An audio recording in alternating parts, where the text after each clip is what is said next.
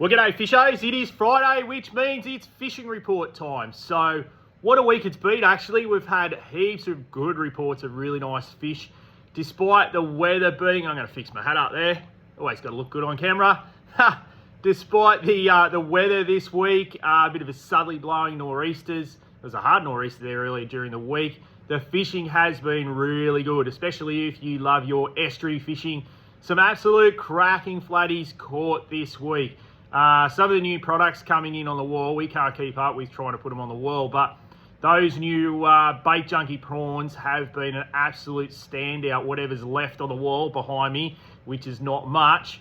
But young Pete and Matt, so father and son team, been nailing some absolute cracker flatties up to 75 centimetres. We'll put a collage of our pictures up on our socials a little bit later on, but they've been smashing the flatties in the shallows along Corlette, up towards Wanda Headland on those new bait junkie prawns. So some absolute rippers right in the shallows at the moment. So fishing really well. Those big flatties are starting to move down the system, although there are still plenty up the system as well at the moment.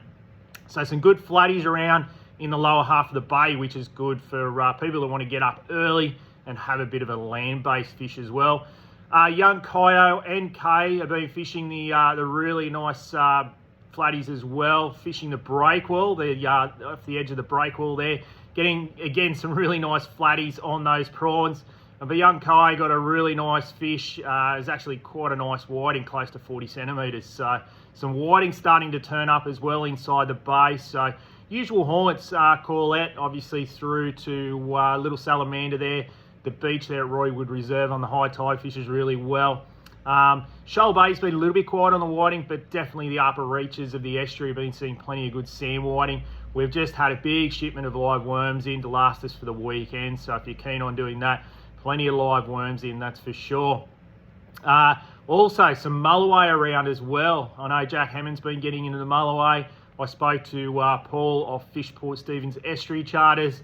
He's basically been putting his customers on a mulloway, if not every day, every second day. So some good mulloway in the bay at the moment. Young Christian fished the breakwall last weekend, last Sunday, and got a really nice fish, 110 centimetres. So some nice mulloway off the breakwall. Not only that, those kings have been down there as well, but they've been ranging in sizes from baitfish size through to absolute monsters. So you just got to get in a bite. That's the hardest thing. And we've got those bigger tides coming up with the full moon next week. So see what happens there, that's for sure, with those bigger tides. But kingies in the bay at the moment.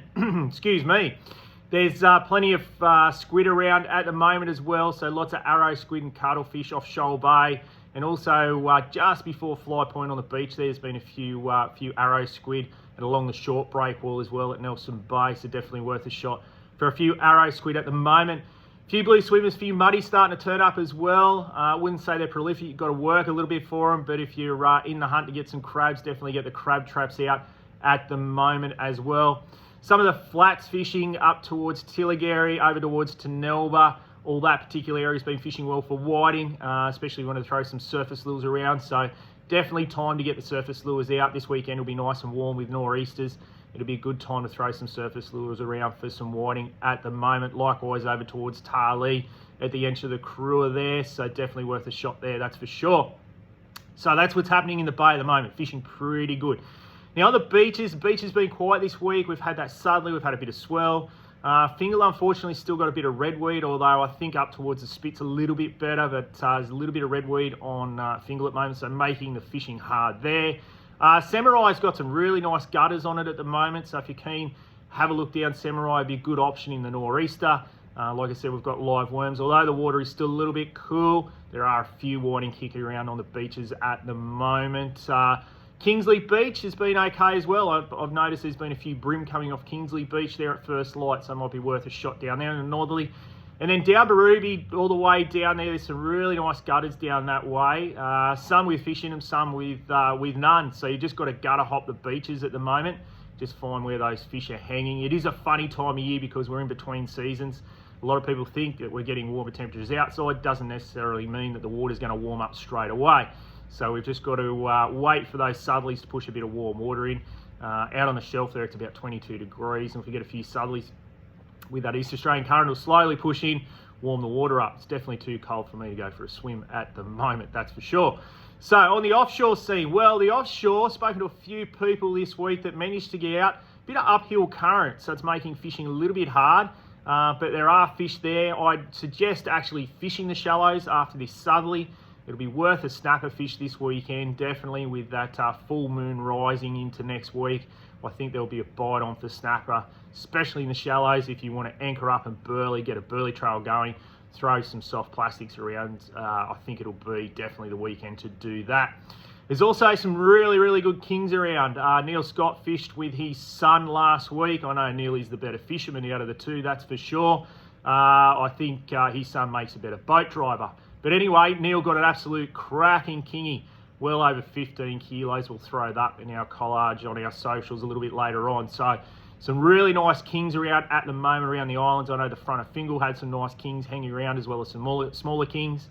The eastern face of Little Island there, that ledge that runs down to the west, there's always got a few nice kings on. You just got to pick through the smaller ones, but live baits will be the key. That's for sure. If you want to make the big run up to eat, it'd be worth stick baiting up there at the moment as well.